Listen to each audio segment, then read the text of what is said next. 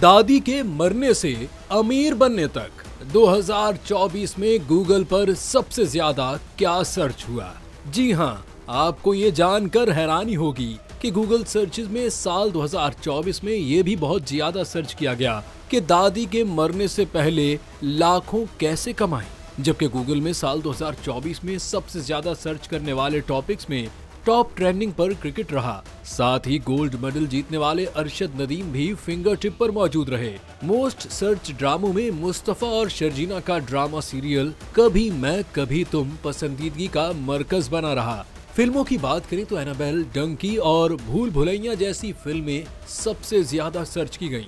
Most search celebrities की बात करें तो अब्बास अत्तार, अटल अदनान, अरशद नदीम, सना जावेद, साजिद खान, शोएब मलिक, हरीम शाह, मनाहिल मलिक, जोया नासिर और भारतीय ताजिर मुकेश अंबानी जैसी शख्सियात शामिल थीं।